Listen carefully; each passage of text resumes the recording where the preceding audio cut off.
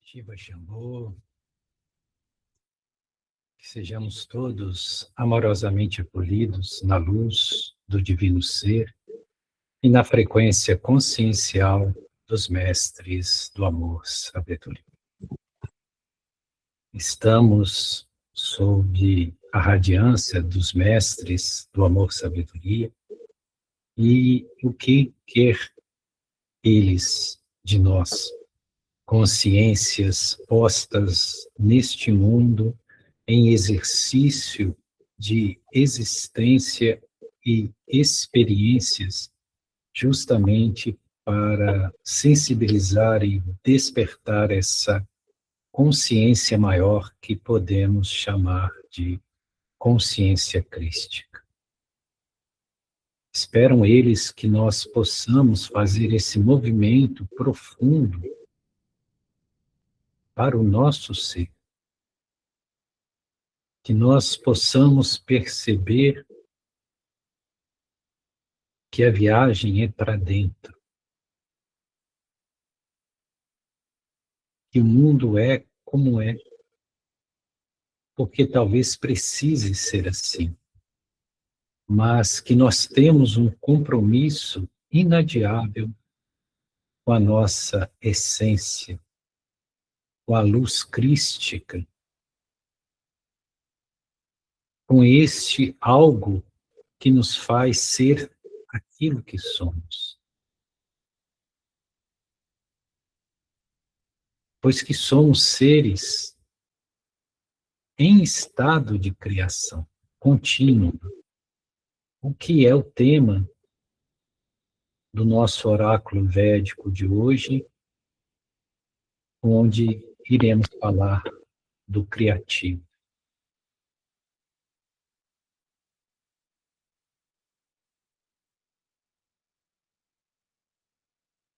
E para falar do criativo, nós precisamos visitar alguns conceitos. Deixa eu só fechar o microfone da Rosa aqui.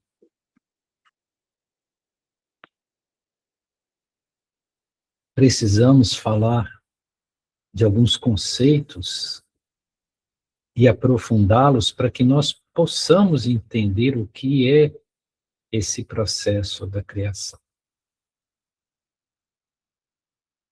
Na imagem do nosso oráculo, nós vemos a forma, a Murti de Brahma, perdão.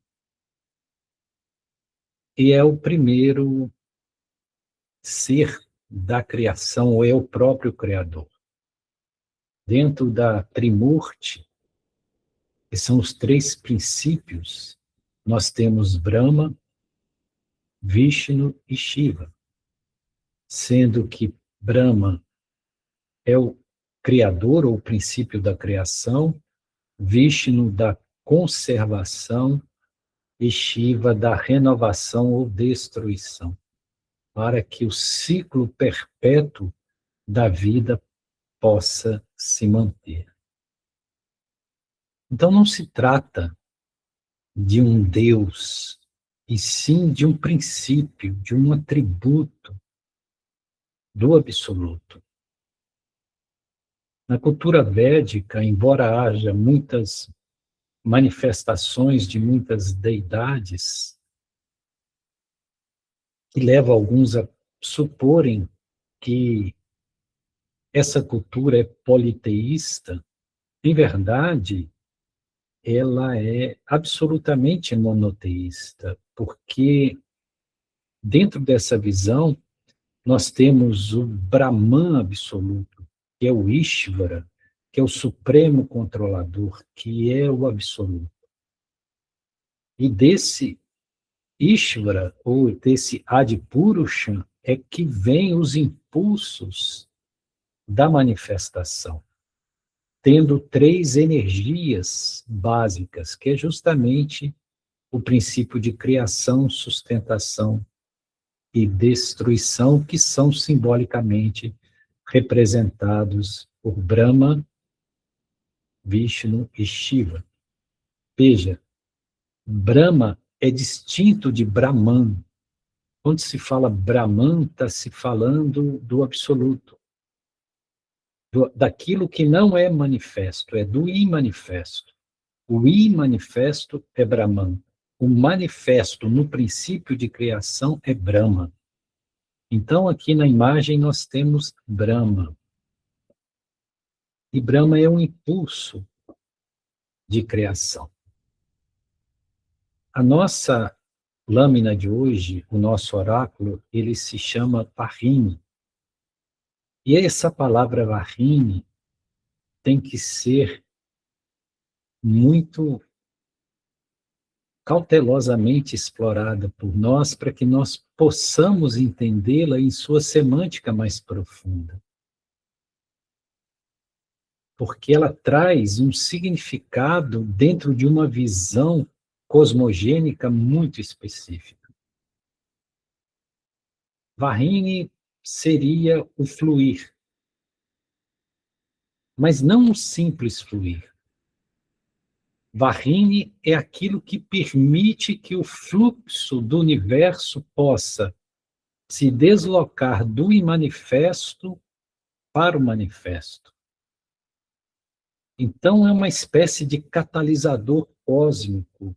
É aquilo que dá suporte para que o incriado se torne criado. Então, é um meio, é um veículo, é aquilo que permite a externalização de um impulso criativo. Isso é Varrine, é como um fluxo, é um fluir.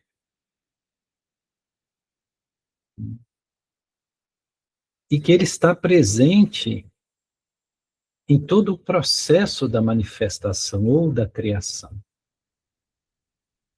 Ele é o criativo. Então, para que o Purusha, que é a consciência imanifesta, possa vir a ser a Prakriti, que é a manifestação, a existência, ou seja, para que o absoluto possa se tornar o relativo nas miríades de manifestações do mundo material, é preciso que haja esse fluxo, esse varrinho, né, que é esse fluir constante de um impulso que vem justamente de Deus, que é o Ishvara, que é o absoluto. Então, esse impulso constante e contínuo, ele é sustentado por Varrine. Varrine é esse fluxo. Também em algumas perspectivas dentro do universo védico, Varrine significa o fluxo da consciência, ou o fluxo da inteligência divina, que, por fim, há de ser a mesma coisa. Pois que esse fluxo da inteligência divina nada mais é do que o impulso criativo. É a determinação, é aquilo que diz, faça-se a luz, e a luz é feita. Então isso é Varrine. Varrine é aquilo, é o conducto que permite que o Om possa vibrar no universo. Isso é Varrine, e isso propicia o criativo, que não tem nada a ver com o que nós pensamos ou supomos que seja a criação ou mesmo a possibilidade de sermos criadores. Existe um pensador brasileiro, Humberto Roden, que ele tem uma visão muito clara disso. E ele fez uma distinção muito clara entre criar com I e crear com E. Criar com I é algo somente do absoluto, do divino. Porque só pode haver, de fato, criação com I, quando você consegue, do nada, tirar algo, né? Então, isso é um atributo apenas do Purusha, da consciência suprema. Porque, do nada, algo surge. Isso é criar. Então, o que nós fazemos aqui, como seres condicionados, em expressão no mundo material, não é criação, mas creação, com E. Criação é a capacidade de transformar algo. Ou seja, nós não criamos, nós simplesmente utilizamos o material cósmico para transformar. Então, ninguém, de fato, cria absolutamente nada. Nós criamos, no sentido de que nós transformamos, porque tudo aquilo que é passível de ser manifesto já preexiste, seja em forma material ou em forma energética. Então, energia e matéria, elas preexistem e nós apenas manipulamos essas energias e matérias no sentido criativo e não criativo. Então, nós somos co-criadores e não co-criadores. Porque se nós fôssemos co-criadores, nós estaríamos construindo outros universos, outros mundos, e aí haveria uma pluralidade de deuses, ou não haveria unidade.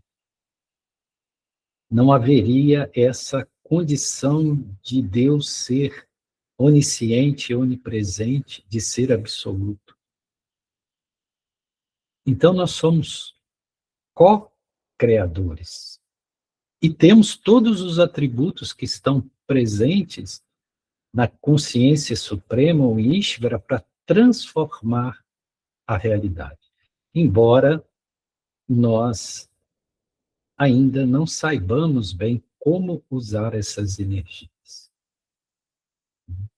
O dia que nós compreendermos essa mecânica cósmica divina, nós podemos nos transformar em criador de mundos, ou criadores de mundos. Porque todo o fluxo cósmico, ele é maleável, ele é ideoplasmático, e ele segue justamente o impulso mental.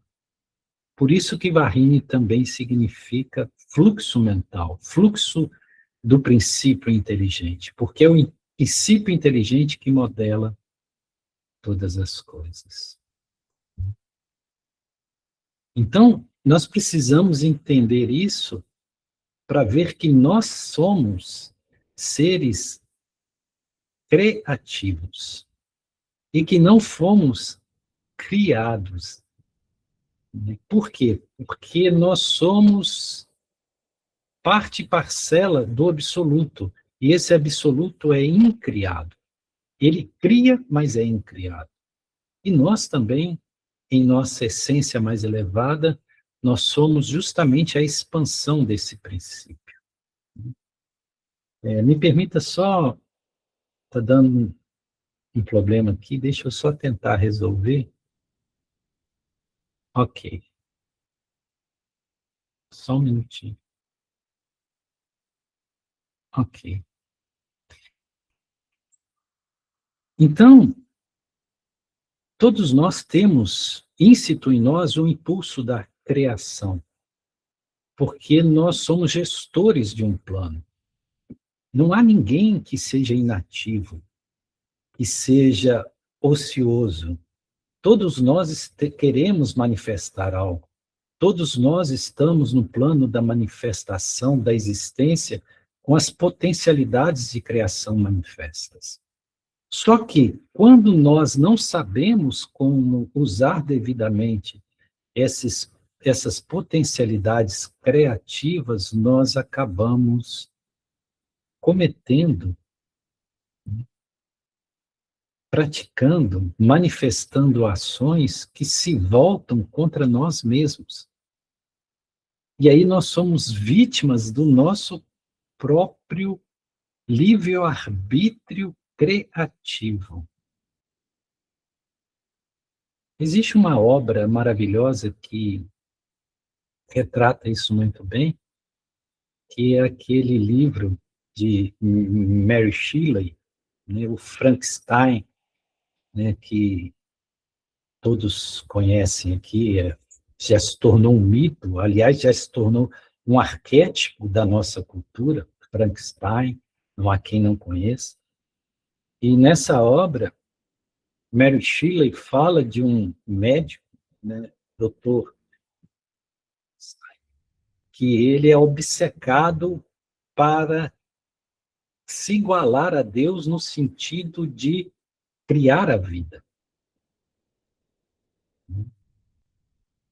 Veja aí o processo da ambição, do desejo.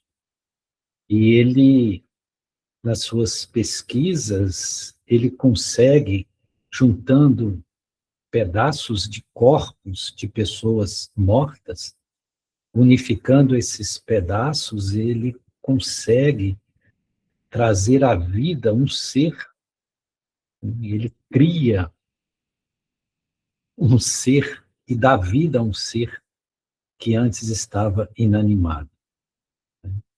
Óbvio que isso é uma grande parábola, é impossível haver vida se não houver a imantação da vibração espiritual ou do princípio inteligente. Né? E aí, esse ser bizonho, esse pequeno monstro que é criado por Frankenstein, né, ele se torna um ser bastante repulsivo e o Dr. Victor Frankenstein o repele, o rechaça. E ele passa a assumir um sentimento de rejeição e de se sentir excluído de tudo e de todos, e ele se volta em ódio contra o próprio Criador. Então, a criatura se volta contra o Criador. E acaba, né, no fim do livro, da história, lá no Círculo Polar Ártico, ele acaba alcançando o Dr. Victor Frankenstein e o mata, né?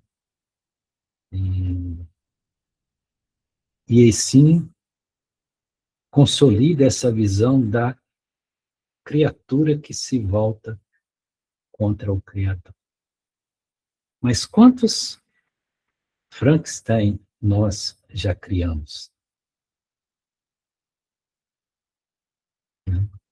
Quantas criações nossas se voltaram contra nós?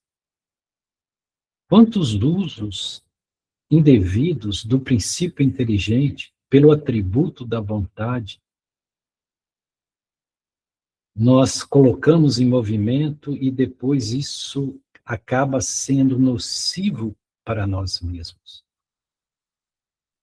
Quem de nós sabe, de fato, fazer uso do livre-arbítrio, de forma que o livre-arbítrio não se torne, para nós, um presídio arbitrário? Então, quando nós não temos certos critérios para manipular esse princípio inteligente, esse princípio inteligente pode se voltar contra nós pelos nossos atos, por aquilo que criamos. E é justamente isso que caracteriza o karma. O que é o karma? O karma é o resultado do nosso princípio criativo em livre exercício, onde nós temos a liberdade da manifestação, mas a obrigatoriedade de receber o retorno daquilo que manifestamos, dentro de uma lógica de causa e efeito que é irreversível, no sentido de que aquilo que colocamos em movimento, isso sobre nós se volta, para o bem ou para o mal. Então, de acordo com o que semeamos, nós haveremos de colher. Então, nós temos a constância, porque somos a semelhança de Deus, ou seja, esta semelhança de Deus é o princípio inteligente, e o princípio inteligente é que atua no fluido cósmico universal, coagulando as energias, condensando as energias e resultando na manifestação material, ou no plano da existência. Então, todos nós estamos constantemente manipulando fluidos sem que nós percebamos. O próprio pensamento é causal. Qualquer pensamento que nós tenhamos já é um princípio causal. Todo pensamento altera no tempo e no espaço princípios vibratórios que alteram frequências que trazem resultantes existenciais determinados. Então, pensar é causar. E nós temos muito pouco zelo com aquilo que pensamos. E quase sempre pensamos coisas destrutivas, coisas perniciosas, ou no mínimo, ociosas. E em nós existe o princípio do desejo. O princípio do desejo é que nos movimenta. Então, desejar nos leva a movimentos compulsivos, que por vezes se volta contra nós e nos trazem o sofrimento. Por isso que os antigos rishis, na tradição vedântica, diz que nós temos que ter atenção com os desejos. Nós temos que superar os desejos. E desejo é algo distinto de propósito. Não ter desejo não significa estar inativo. Porque quem deseja, ele se apega à resultante, ele almeja a resultante. E quem age sem desejo, ele age por consciência divina e não espera resultante nenhuma. Ele simplesmente flui dentro daquilo que é sua natureza. Então, desejar é algo perigoso porque pode vir a nos ferir terrivelmente. Aliás, desejo e sofrimento estão intimamente ligados, intrinsecamente atados. Onde há princípio de desejo, há a manifestação do sofrimento. Porque tudo que o desejo traz como manifestação, ele é seguido de um estado de frustração e de uma angústia que gera o sofrimento. Então nós temos que ter cuidado, não só com o desejo, mas com a percepção de onde vem o desejo. O que em nós não para de desejar. E aí nós vamos perceber que é o ego, e não o eu superior. O ego que está intimamente ligado à nossa mente. Essa mente inquieta, essa mente compulsiva, que nunca está satisfeita com o que é, nem com o que tem, e nem com onde se está. Sempre querendo ser o que não é, ter o que não tem e estar onde não se encontra. Isso é típico da mente. Por isso que há todo esse movimento do desejo. E desejar pode ser trágico. Nós nos lembramos daquele mito grego de Midas.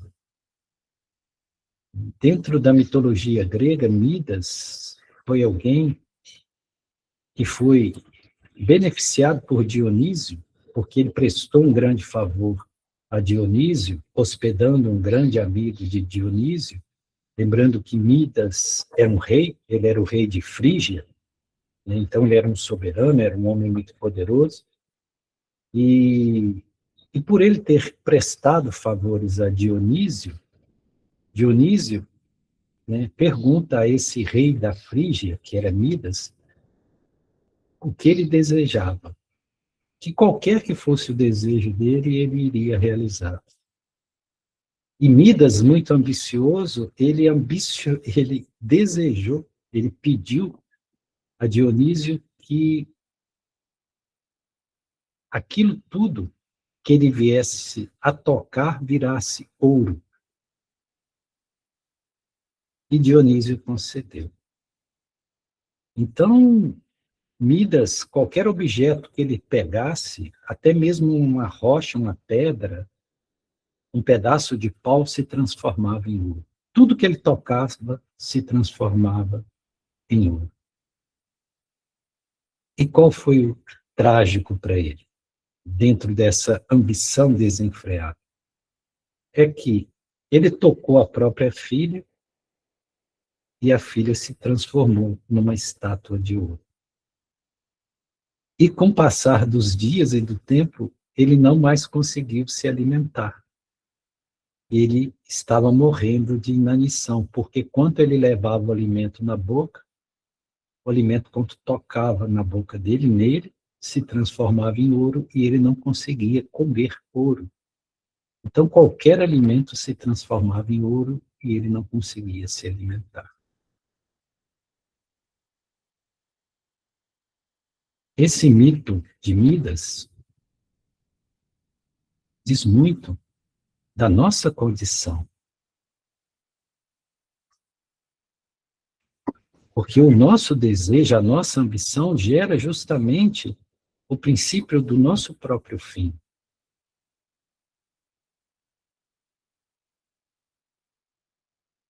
Existia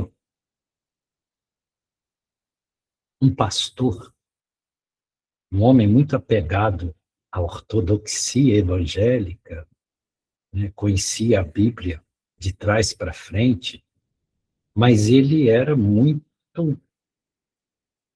sem sentimentos, era um homem muito austero, muito seco, mas acreditava que o simples fato de ser fiel a Yahvé, ou a Jeová, ou a Deus, no sentido da tradição judaica, e, e honrar Yahvé, faria dele uma pessoa salva. Como muitos assim acreditam.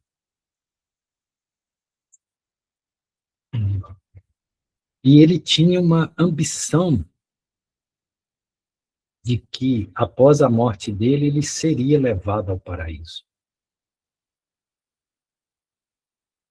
Então, a ambição dele era muito maior do que a ambição material, porque a ambição dele era toda espiritual. E existem muitas ambições espirituais, muito mais do que nós imaginamos. E, às vezes, a ambição espiritual ela é mais perniciosa que a ambição material. Talvez seja preferível que nós tenhamos ambições materiais do que ambições espirituais. Porque a ambição espiritual unida à soberba, à ganância, pode gerar pequenos monstros. E aí, um dia, esse reverendo, esse pastor, morre. E ele se vê diante de uma porta dourada, muito bonita, e ele bate na porta, e a porta abre-se para ele, e ele vê uma criatura muito bonita, que dá boas-vindas para que ele adentre. E ele nem questionou onde ele estava. Na percepção dele, ele sabia, eu estou no céu, eu cheguei ao céu. Aí ele entra todo feliz, né? E pergunta, para onde eu vou? E aquele ser responde, para onde você quiser. E aí ele vai, encontra um lugar lindo, maravilhoso, onde ele não precisa fazer absolutamente nada, porque tudo está ali disponível para ele. Se ele quer beber vinho, o vinho aparece. Se ele quer se alimentar, seja com qual alimento for, o alimento aparece. Não tinha absolutamente nada para ele fazer. Uma ociosidade absoluta. Tudo em volta muito perfeito, muito limpo, muito belo. Todos os seres que o serviam maravilhosos. E foi passando o tempo, ele foi caindo num estado de tédio dolorido, porque ele não tinha nada que ele pudesse fazer. Não tinha nenhuma atividade que ele pudesse se engajar. E tudo estava perfeito, tudo estava feito. Nada era necessário. Não havia necessidade de buscar nada, de lutar por nada, de conquistar nada, de realizar nada. Nada o desafiava. E ele ficou tão entediado que isso gerou um sofrimento absurdo nele. Naquele lugar, onde tudo era parado, tudo era perfeito, mas sem movimento. Ou seja, onde ele não exercia o princípio criativo. Não havia necessidade de criatividade nenhuma. Criatividade nenhuma.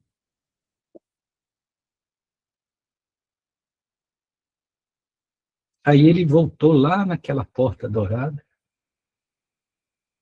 e falou com aquele ser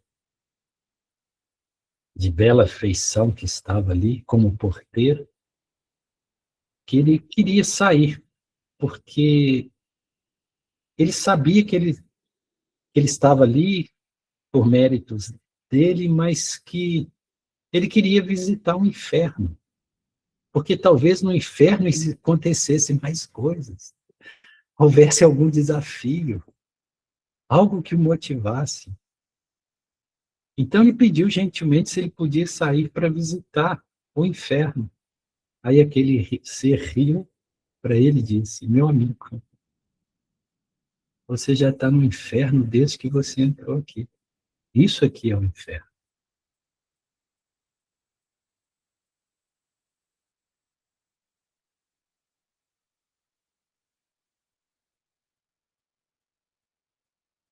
Então, quanto nós não exercemos o nosso princípio divino, que é sermos co-criadores, neste e em qualquer plano que nós estejamos, quanto nós estagnamos a nossa força divina e operamos apenas as energias e forças materiais, nós caímos num pequeno inferno.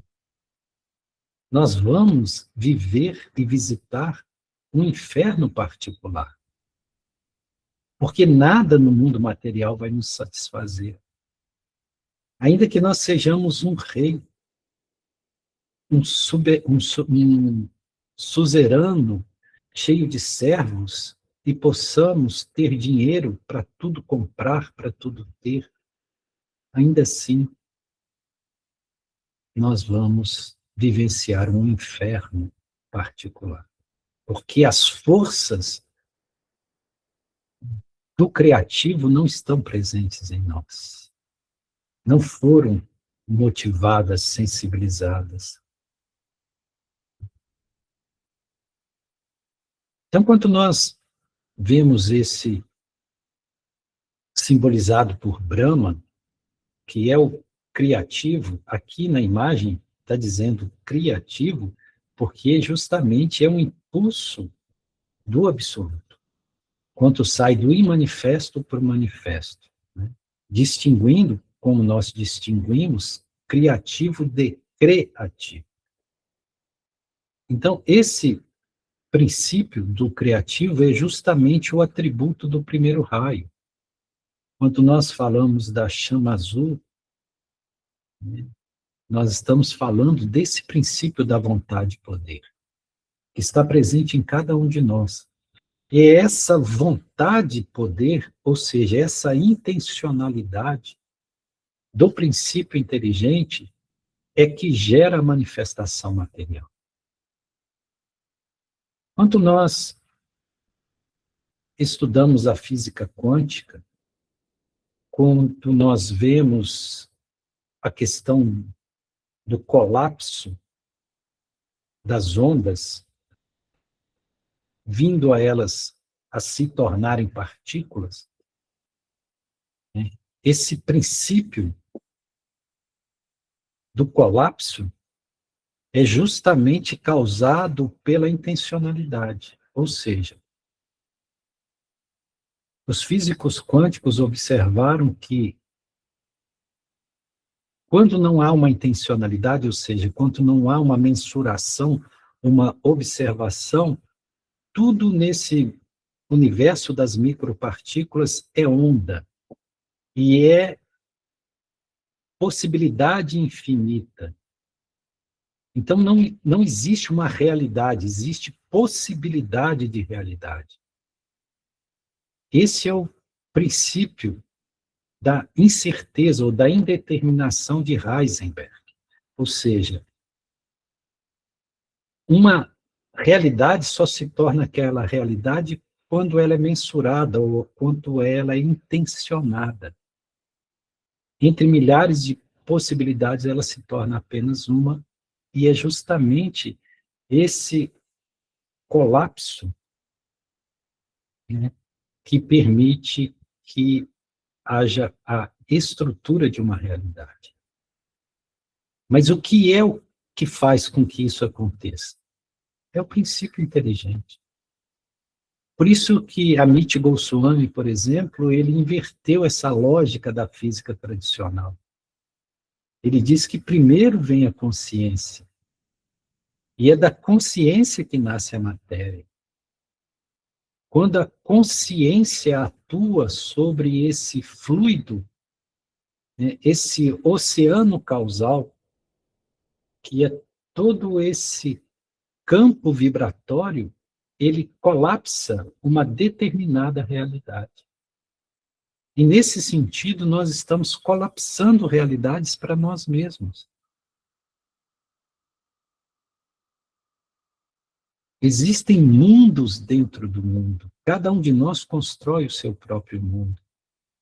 Onde um está vendo apenas sofrimento, o outro está vivenciando um processo de plenitude. Porque o mundo é conforme nós o vemos, porque a nossa intenção vibratória gera o princípio da realidade.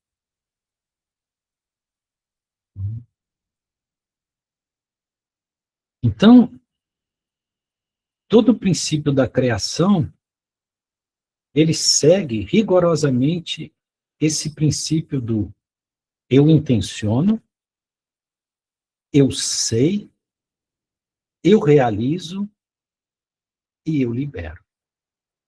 Porque se você não libera, você fica preso.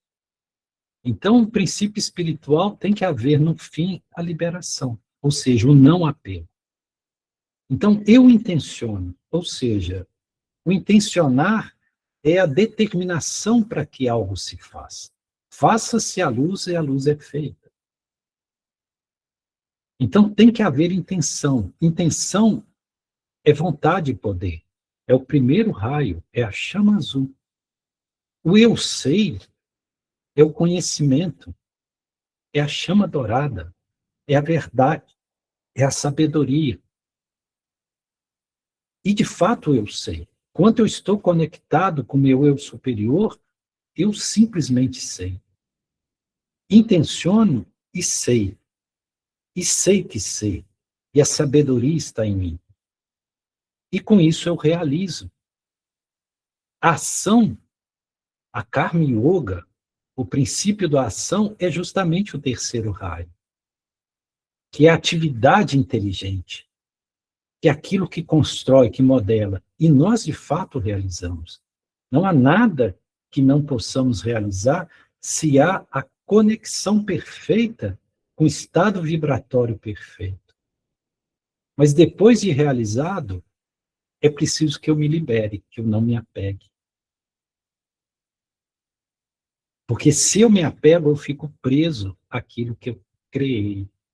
Que, aliás, segundo muitas correntes espirituais, foi o que aconteceu com Yahvé, ou com esse Deus que é narrado na Bíblia judaica, né?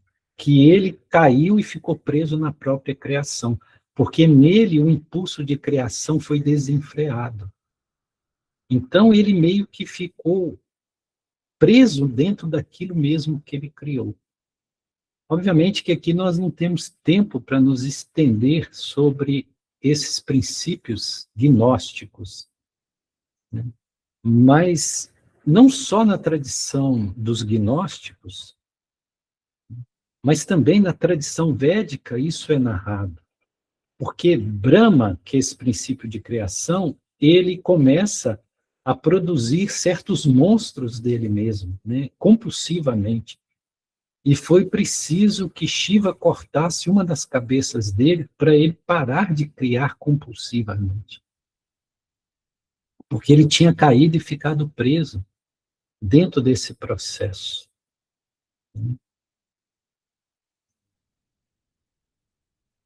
E não só na tradição dos gnósticos ocidental, na tradição védica, mas também em outras tradições, em outras narrativas míticas, nós vemos essa mesma história daquele que se vê preso no seu próprio processo de criação porque se apega.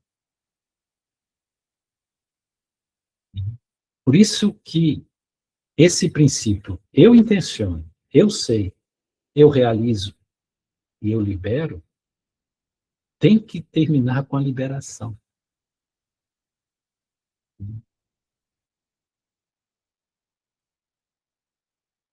E esse princípio da criação, ele está muito ligado àquilo que na tradição védica é chamada de Rajaguna. E nós temos três princípios, né? Sattvaguna, Rajaguna e Tamaguna. Tamaguna é o princípio da escuridão, tamas é escuro, da escuridão, da inércia, da indolência. Então, seres envolvidos na frequência de Tamaguna são aqueles seres indolentes, preguiçosos, que vivem da mão para a boca, ou seja, que não criam nada de inteligente, que não modificam nada, que simplesmente existem quase que mecanicamente. Isso é estado de Tamaguna. Radyaguna já é o modo da paixão, do movimento. São aquelas pessoas compulsivas que querem ganhar o mundo, realizar o mundo, que tem um certo valor, mas tem um grande perigo adjacente a esse valor. Porque elas acabam ficando aprisionadas dentro desse princípio kármico que elas geram, né, por causa do apego. Então, Radyaguna é o princípio da atividade, do movimento, e Sattvaguna é o princípio da sabedoria. É quando você entra no silêncio do próprio ser e cessam-se os movimentos externos. Tudo se move, mas você não se move. Você faz, mas não se identifica naquilo que faz. Todas as coisas acontecem, mas você não é afetado por nada que acontece. Você está em puro estado de equanimidade. Isso é Sattvaguna. E é esse estado que nós precisamos alcançar para haver equilíbrio entre tamagunas e rajagunas, ou seja, entre repouso e movimento, que são as próprias leis da inércia, né?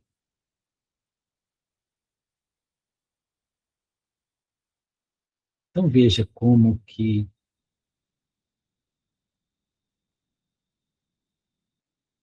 nós somos seres compelidos à ação, ao movimento, porque tudo no universo se movimenta, mas que essa dinâmica, essa lila divina, ela pode nos aprisionar. E talvez por estarmos aprisionados é que nós estamos, há encarnações se manifestando em planetas físicos, materiais densos, como a Terra.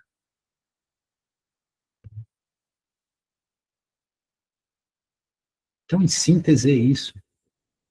Nós somos consciência. A consciência gera vontade. E a vontade promove a existência. Do mesmo jeito que nós fizemos esse caminho da consciência pela vontade gerando a existência, nós temos que fazer o caminho inverso. Da existência, perceber o princípio da vontade, sair do princípio compulsivo da vontade, retornar à consciência. Né? Que é onde repousa o absoluto. Que é o próprio Narayana, ou seja, aquele de onde tudo emana e para onde tudo deve retornar. É isso. Gratidão. Shiva Shambhu.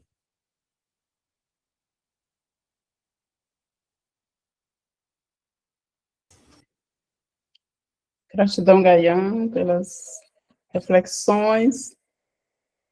Bem-vinda aí, Dil, Kleber, Elias, Felipe, George, Gottes, João, que alegria receber você, o Everton. Bem-vindos, queridos. Claudemir, bem-vindo. Luciane, bem-vinda. Raimunda, bem-vinda. Sueli, bem-vinda. Verônica, bem-vinda. Marusa, bem-vinda. Rosa, bem-vinda. Thaís, bem-vinda. Então, é desse lugar que nós estamos. Antes da partilha, eu gostaria de socializar mais uma vez que nós estamos construindo o nosso terceiro encontro do SESNA, né? Desse círculo de estudos navidianos.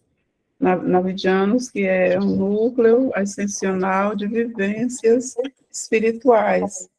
Então, o nosso terceiro encontro está para acontecer em Iriri, no Espírito Santo, a 70 quilômetros da capital Vitória, o local onde Gaia mora, mas nós vamos para um sítio de uma colega, e para um espaço, na realidade dela, e nós estamos trazendo esse movimento para, se alguém aqui sentir no coração e precisa participar, é importante que a gente faça o esforço necessário, né, para estarmos juntas, enquanto pessoas, presencialmente, fazendo algumas reflexões, algumas vivências teúrgicas, né, e que possamos, ao longo desse processo, ir nos fortalecendo, enquanto grupo, né.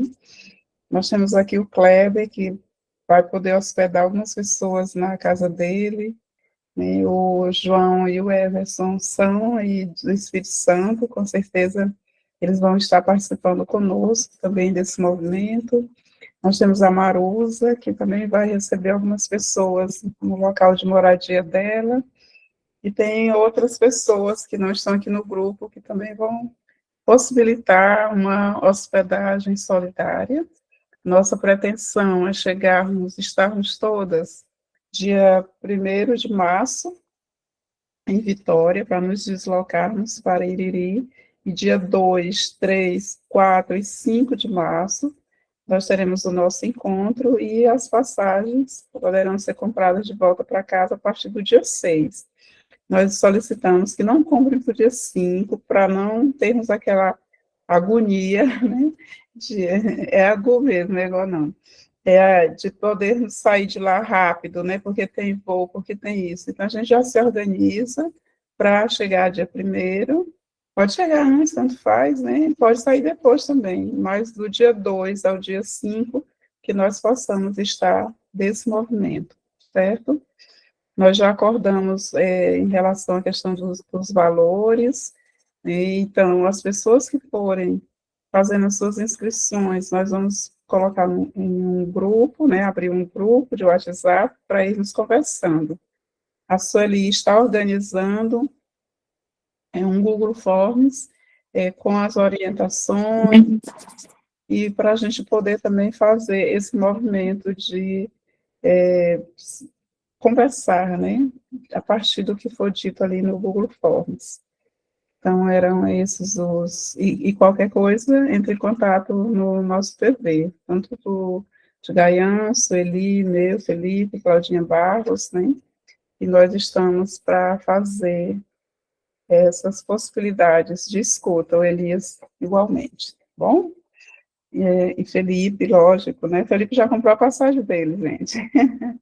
Então, está dando exemplo aí para nós. Ele conseguiu, né, uma promoção maravilhosa, mas veja, ele viu o valor, aí saiu um pouco, quando volta, o valor já tinha ultrapassado, e depois ele voltou e conseguiu comprar um valor bem acessível. Então, tem como nos programarmos, né, para estarmos desse movimento, e é importante, porque são momentos que nós vamos aprofundar as nossas vivências, né, porque, vejam, agora nós temos só 14 minutos para a partilha. Então, é importante que quem queira falar, né, se coloque dentro de 1 minuto, 2, para que Gaian possa fazer as reflexões e possamos sair daqui no nosso tempo. Porém, esse lugar de aprofundar são esses encontros, né, que vão nos possibilitando o jeito de fazermos as reflexões necessárias, tirarmos as dúvidas, nos encontrarmos, né? É realmente um retiro espiritual, encontro-retiro, né, Sueli? Eu não sei qual dos dois, mas é o dois mesmo. O nome é um e o fazer é dos dois, né? A Sueli perguntou, eu coloco retiro, eu coloco encontro. Por isso que eu estou colocando, porque são os dois mesmo, fortemente. Então, é isso, tá? Qualquer dúvida, é só nos procurar no nosso PV. Nós já temos uma lista de umas 15 pessoas, né, que já sinalizaram essa possibilidade de estar presente. Então, estamos aguardando que vocês também sintam no coração esse desejo, tá bom? Então, gratidão, e nós estamos abrindo para alguma pergunta a partir do que Gaian trabalhou no oráculo, né? O criativo. Kleber, quer falar, Kleber? Aqui. Sim. Boa noite a todos. Boa noite, querido. Gaian, uma fala anterior, houve a explicação sobre a dupla fenda. E na dupla fenda chega uma certa onda, né? Uma certa frequência de onda, né? Uma energia. E essa energia sofre o nosso impulso, né? Nosso impulso da vontade. E ela pode receber esse impulso e manter como energia ou transformar numa partícula. Essa partícula, ela é o éter, ela é um elétron, ela é um prótons, é um átomo. O que é essa partícula? Kleber, meu querido, boa essa pergunta, sim. Na verdade, essa experiência da dupla fenda é que confirma essa questão do princípio da incerteza, da indeterminação, né? Que, na verdade, o que existe é um grande mar de vibratório de energias, né, que antecede a materialidade. Então, os cientistas, os pesquisadores quânticos, eles fizeram essa experiência que quando você emite uma onda e tem duas fendas, né, uma chapa de ferro, por exemplo, com duas fendas, duas aberturas. Então, quando uma onda passa por essas aberturas, Do outro lado, elas tendem a formar novas ondas, cujas cristas se encontram e projetam no fundo que está ali uma marca totalmente indeterminada, né, expansiva. Então, sabe-se que ali é um processo ondulatório, são ondas. Né? Onda é energia, né? Porque toda onda é uma energia. Agora, quando eles observaram que quando você tem uma intencionalidade, ou seja, quando você tenta mensurar essa onda, ela automaticamente se comporta como partícula. Ela vira partícula. E aí, quando ela passa por essas duas fendas, ela só dá duas marcas exatamente frontal às fendas. Por quê? Porque é partícula. Entende? Então, isso quebrou paradigmas dentro da ciência e da física. Né? Porque quebrou essa noção de que existia uma matéria fixa e determinada. E hoje sabe-se que não existe. Que os elétrons, eles... Aí você perguntou se o que era. Ali, no caso, são elétrons. Né? Não são nem prótons, nem nêutrons, muito menos átomos, são elétrons, que é a parte giratória, né? Porque no núcleo de um átomo nós temos prótons e nêutrons, que é muito pequenininho. E todo um campo expansivo vibratório onde os elétrons giram em camadas sucessivas, né? Tanto que um salto quântico é quando um elétron sai de uma órbita e imediatamente aparece na outra, e não se sabe como isso se deu, né? Então, o que os cientistas, né, no estado de muito espanto, perceberam é que, na verdade, a intenção daquele que faz a experiência determina a experiência. Ou seja, a nossa consciência e intencionalidade altera a matéria, altera a realidade. Isso cientificamente falando. Entende? Aquilo que você emite, você plasma. É a visão hoje que se tem de que a realidade é um projeto ideoplasmático. Você cria os mundos em que você vai habitar. Quando nós pegamos, por exemplo, seres desencarnados que trazem a narrativa de estarem naquilo que é designado de umbral, que geralmente é lugar de muito sofrimento. Hoje, os próprios espiritualistas sabem que o umbral não existe como realidade. Ele é apenas uma ideoplastia, algo que a própria mente conturbada, adoecida, os sentimentos, né, desarmônicos, os sentimentos apartados do amor crístico, que levam uma pessoa a ser adoecida espiritualmente, é que cria esses universos escuros, conturbados, de sofrimento. Entende? Uhum. Então, hoje, é certo, todos sabem que umbral não é um lugar concreto. Ele é algo ideoplasmático. E nós vamos criar os mundos para onde nós vamos. Quando nós desencarnarmos, nós teremos a realidade em consonância com os nossos estados mentais e emocionais. Inevitável. Entende?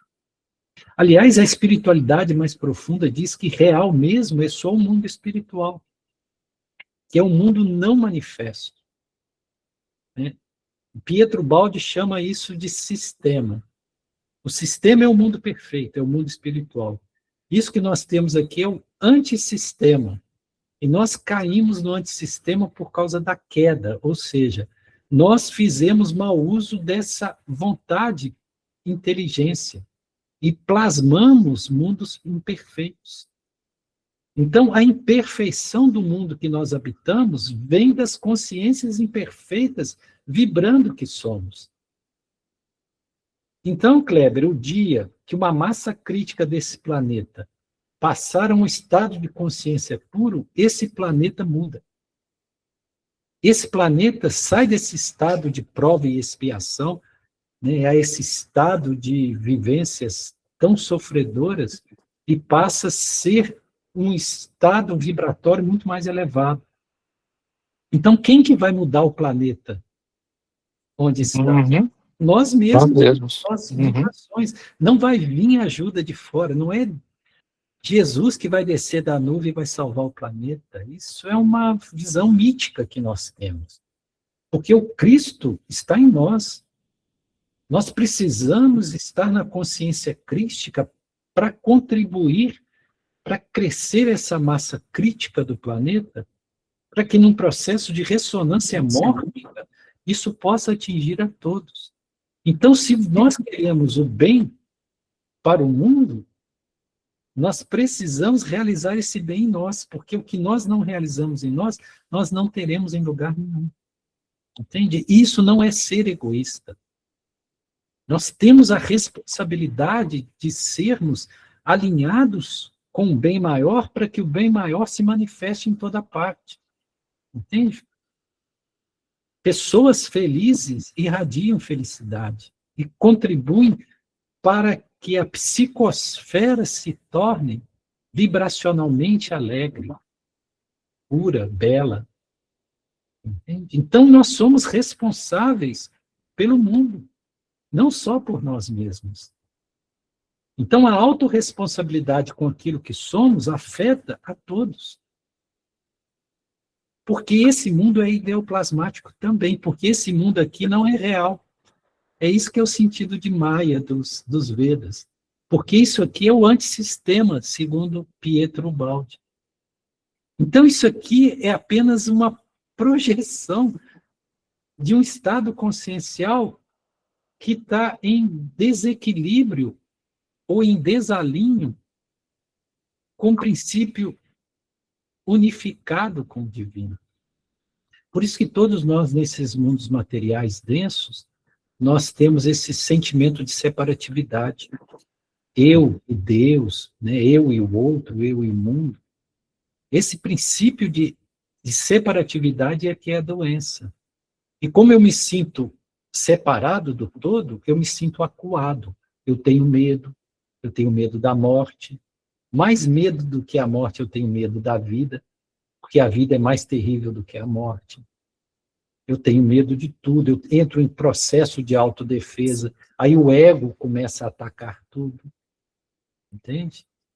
Aí vem a violência, vem tudo. Todo esse adoecimento que nasce de uma consciência imperfeita que se manifesta nesse distanciamento da luz. Nesse mundo que nós estamos chamado planeta Terra, ele está muito afastado da vibração luminífera divina. Entende? Está muito afastado. Mas nós é que temos que trazer ele de volta. Entende? Nós é a humanidade. O dia que a humanidade mudar o seu padrão vibracional, muda tudo. Muda tudo. Inclusive a matéria muda. Uhum. Tudo. Por exemplo, aqui ainda nós temos muitos animais perigosos, por exemplo, serpentes venenosas, temos animais que causam danos, enfim, tem muito desequilíbrio. Quando nós mudarmos o padrão vibracional do planeta, esses animais não se manifestam mais aqui, esses vírus que causam doenças não se manifestam, porque existe o princípio de equilíbrio, de harmonização, de perfeição. Você é um médico, você sabe que a saúde é um estado de equilíbrio interno, uma harmonia interna. E a doença é um processo de desarmonia. Algo se desequilibrou. Algo na frequência foi quebrado. E nós somos seres frequenciais e frequenciáveis. Isso é que é importante, porque eu posso me autofrequenciar, eu posso mudar a minha frequência, se eu acreditar nisso. Uma pessoa doente, se ela mudar a frequência dela, se ela fazer uma releitura frequencial, ela sai daquele estado de adoecimento, porque a doença não é natural. O que é natural é a saúde perfeita, é a harmonia perfeita. Por isso que em mundos muito avançados não existe esse processo de adoecimento, de envelhecimento. Ganha. Então, eu posso afirmar que os mundos mais sutilizados está relacionada com a desagregação da matéria. Sim, sim, da menor densidade da matéria e maior evidência dos planos vibracionais mais puros, até chegar no ponto que não existe mais matéria, o que existe é luz pura, que é frequência consciencial pura. E quando você está num mundo imaterial, que é um plano espiritual, você é absolutamente livre. Porque o que é que te limita? É a matéria. Você está preso dentro de um corpo, você tem que ficar dentro de uma casa, não é? Nós somos muito limitados e não percebemos o tanto que nós estamos limitados. Se você agora, Kleber, quiser estar lá nos Himalaias, você consegue estar lá agora, nesse momento? Não, porque você está preso a um lugar, a um momento vibratório material. Mas na condição de espírito liberto, se você imaginar que está nos Himalaias, você já vai estar lá. Você não vai estar limitado pelo tempo e o espaço. Entende? Entendi. O universo inteiro vai ser sua morada. Entende? Se você quiser ir para outra galáxia, você vai. É isso que nós precisamos compreender. Por isso que Sananda Jesus trabalhou tanto no projeto de libertação. Libertação no sentido de nos libertar do condicionamento material. Porque quando nós atingimos a consciência crística, nós mudamos a frequência. Nós podemos, inclusive, desmaterializar o nosso corpo. Podemos, tranquilamente. Porque esse corpo é só uma condensação energética. É só um estado vibratório. A matéria é um estado vibratório, nada mais. Né?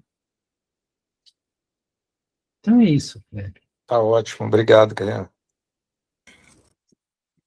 Imensamente grata, Kleber, pelas suas perguntas, né? Foram fundamentais para a nossa reflexão também, para a gente poder compreender esse lugar, né?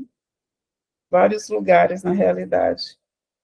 Eu gostaria de só ler o que a Verônica colocou aqui no chat, e depois eu já passo para a Sueli a palavra, para ela fazer o fechamento de hoje. Agradecendo a presença de cada pessoa, né? Rosa, gratidão, querida, e nos veremos na sexta-feira, tá? Então, a Verônica diz assim, é muito difícil não pensar ou desejar coisas não boas para si e para os outros, mas vamos treinar e praticar bons pensamentos, sentimentos e desejos para a paz e o bem da humanidade.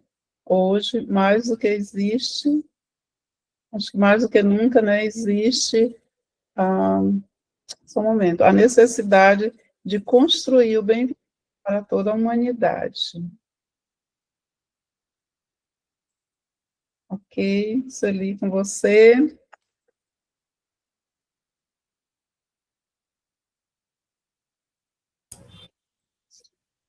Correto. Então, ninguém mais tem nenhuma pergunta, né, Li? Porque se tiver, eu ainda, hoje eu achei que ia sair mais cedo, mas não tem o evento que eu iria participar, então, se alguém ainda quiser, Li, por mim, por ganhar, acredito que com certeza. Thaís? Pois não, Thaís. Boa noite a todos. Boa. Não ia perguntar porque já estava muito em cima, mas se puder ficar para depois também. Eu fiquei pensando, Gaia, sobre a vontade de saber. Você trouxe o mito e eu lembrei de Édipo, né, do mito de Sófocles. E, assim, quanta coisa ele também poderia ter evitado, na verdade, toda a trajetória do mito poderia ter sido evitado no momento em que Édipo, ele tinha uma pulsão, um desejo muito grande por saber, né? Não sei se todos conhecem a história, mas quando ele era criança, ele estava jogando bola, né, brincando com os colegas, E aí um dos coleguinhas fala, seu adotado, né? E aí ele vai atrás de saber o que é isso. E quando o pai explica, ele não se conforma. E aí ele sai, né? Conta a história que ele sai, já adulto, em busca de saber quem eram os pais, né? E aí no confronto, né? Para quem conhece o mito, não vou contar que é muito longo. Na estrada ele se confronta, né? Ele acaba matando o pai, depois casando com a mãe. E aí tem alguns filósofos, né? E alguns psicanalistas que trazem essa coisa também dessa visão desmedida da pulsão do saber, né? Eu queria ouvir um pouco, Gaian, sobre isso, porque eu me toco bastante. Eu acho que eu tenho eu estava refletindo esses dias, né, até sair de muitos grupos, porque eu comecei a me questionar a partir de uma fala do Gaian, né, eu falando que estava lendo muito, e aí tentando buscar soluções em livros, em histórias, em vivências de outras pessoas, né, e eu não parava um instante, assim, para me ouvir. E aí isso começou a me sufocar, né, tanto que semana passada eu parei com tudo. Mas foi por conta que eu percebi o que estava por trás dessa minha pulsão, dessa minha vontade desmedida. Eu digo desmedida porque estava de fato um exagero, né? Muito livro, muito curso. E eu percebi o quanto isso é defensivo, né? Mas me pareceu, quando eu parei, a partir da fala de Gaian, né? Mais me pareceu uma fuga do que mesmo uma necessidade só de conhecimento, né? Então, talvez essa questão da intencionalidade não ser confundida com desejo, é importante fazer essa diferenciação, né? Porque na psicanálise, pelo menos, o desejo advém da falta, e acredito que muito do que a gente deseje venha dessa sensação de falta. Já a intencionalidade, eu entendo muito, né, pela via dos filósofos, né, da percepção, como Merleau-Ponty, por exemplo, e ele traz de uma direção seguida por um propósito. Não é de um desejo que advém de uma falta, né? Não sei se compreendi bem o que você trouxe, Gaiana, assim, essa diferenciação acho que é importante. Então, aí eu me abstive um pouco disso e percebi que essa busca desenfreada também pelo saber constitui muito mais uma necessidade do ego, né, do que eu imaginava ser uma busca pela minha espiritualidade, né? E aí eu comprei vários livros, e aí eu parei com tudo, e não com tudo exatamente, né? Porque eu estou lendo só um agora. Mas eu parei de buscar, porque estava assim, estava psicanálise, estava espiritualidade, estava física quântica, estava Hélio Couto, estava uma salada. E aí eu parei para ver que isso estava muito mais uma fuga, né? E eu estou me sentindo bem melhor depois que eu me fiz essa reflexão, nesse questionamento, na verdade. O que eu estava querendo com isso? E a quem eu estava servindo com isso. Então, é isso. Obrigada.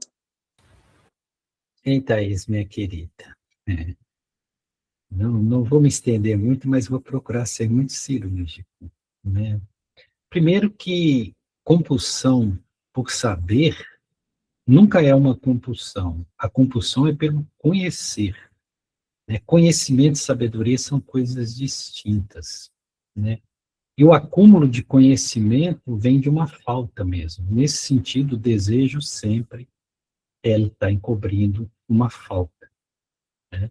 Isso é real, né? E nisso nós já vemos onde está fundamentada esse princípio, né? Então, saber, ele nunca é compulsivo. O saber, ele é o encontro com a sua própria essência, com o seu próprio ser, naquilo que ele é, entende? O conhecimento excessivo, a busca de conhecimento excessivo, para suprir uma certa insuficiência, vem justamente daquilo que em nós é o não contentamento. Então, a Thaís, quanto sofre, ela está sofrendo porque ela não está contente. porque ela não se sente completa, porque ela sente que quase tudo lhe falta, embora ela busque muitas coisas. Então, o princípio do contentamento é o princípio da paz e da felicidade. E o contentamento não chega por você conquistar coisas, pelo volume de aquisições intelectuais ou materiais que você tem. Quanto mais uma pessoa acumula bens, mais descontente ela se torna. É o contrário. Quanto mais a pessoa adquire conhecimento livresco, mais ela fica insatisfeita e mais gera dúvidas e desconforto. Então, o contentamento, ele vem justamente quando os desejos são abandonados. Quando você olha para a Thaís, enquanto Thaís, no que a Thaís é, e fala, é isso, eu sou. Eu sou. E minha alegria vem daquilo que eu sou, porque o que eu sou é a fonte de toda alegria. Eu sou aquilo que sou. O ser basta. Né? É o que Santa Teresa d'Ávila falava, solo Dios basta. Só Deus basta. Né? Deus é completo em si mesmo. E eu, como sou Deus, se eu entender a natureza do meu Atma, do meu ser real, eu me torno completo. Então eu não vou precisar mais vencer o mundo. Eu vou só brincar no mundo. Eu vou estar de férias por aqui, fazendo as coisas que me dão prazer, me dão alegria. E tudo me vai me dar alegria, até o trabalho que eu preciso fazer. Tudo. Porque eu não estou apegado à ação. Entende? Se me mandarem carregar um caminhão de pedra, eu carrego. Mas isso não me afeta. Por quê? Porque eu não estou lutando contra a realidade. Eu não estou lutando contra aquilo que é. Eu estou repousando no meu ser. Eu estou contente. Isso é contentamento. Isso em sânscrito se chama santosha. Santosha é um pré-requisito de um sábio, de um suami, porque ele está sempre contente com aquilo que é, não importa o que seja. Se hoje ele dorme numa cama de ouro, maravilha. Mas se amanhã ele tem que dormir numa esteira de palha, maravilha. Isso não muda o que ele é. Se ele mora num palácio de ouro, ótimo. Mas se ele morar num barraquinho, ótimo. Então, às vezes, a compulsividade vem do descontentamento, seja qual for a natureza dessa compulsividade. Seja por conhecimento, por consumo, ou até por substâncias tóxicas, né? Que produzem efeitos de alteração de consciência. Mas tudo isso é uma compulsividade. A compulsividade sempre demonstra um estado de distanciamento de si mesmo, porque gera uma falsa necessidade. Entende, Thaís? E não tem nada de errado com os livros, não. Ler livro é maravilhoso. Leia todos. Se você gosta de Merleau-Ponty, leia, vai ver sobre os poderes, tudo se resume a poder. Está tudo certo. Cada pensador tem sua beleza, traz o seu caminho. Mas eu gosto mesmo daquele livro que você está lendo, que eu não vou falar qual é e você não vai dizer. Aquele sim. Porque ele desconstrói toda essa compulsão de conhecer e mostra o que é sabedoria. Né? Eu estou lendo só ele agora, inclusive. Então, fique com Shri Ramana Maharshi, que você está Ele vendo. é perfeito mesmo. É. Obrigada. Então, tinha alguém que estava querendo falar, tá vendo? Foi oportuno, né, Thaís? E aí, queridos, então, vamos encerrar. Hoje, então, o oráculo a carta foi o criativo, que na realidade é o princípio ativo do universo, que é a consciência que gera, que renova, que sustenta e renova, todas as formas, né? E a mensagem que fica nesse momento é que, com essa diferença que foi colocada entre criar e criar, então, que criamos a partir do silêncio interior, permitindo que a inteligência cósmica atue por seu intermédio. E assim finalizamos a partilha de hoje. Eu vou colocar,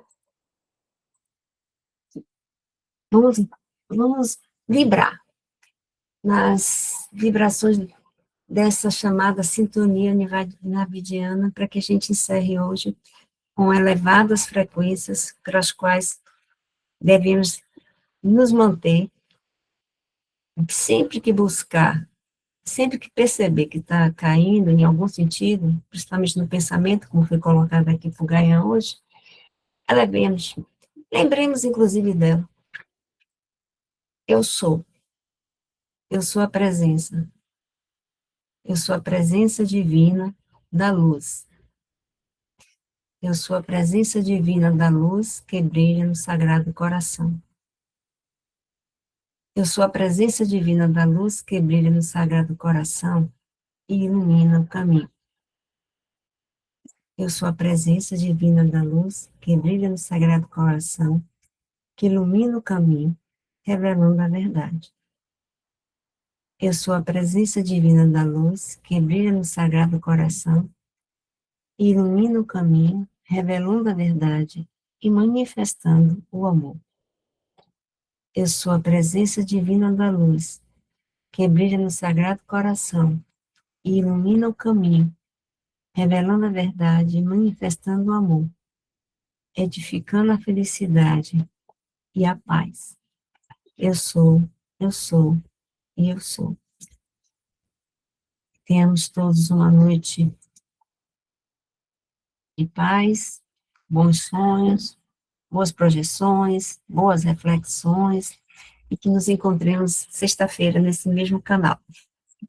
Gratidão a todos, gratidão Gaian, gratidão a todos, Eli, todos, né, pela condução, harmonização, participação, comentário, enfim, que estejamos aqui unidos na mesma frequência também na sexta-feira. Paz e luz.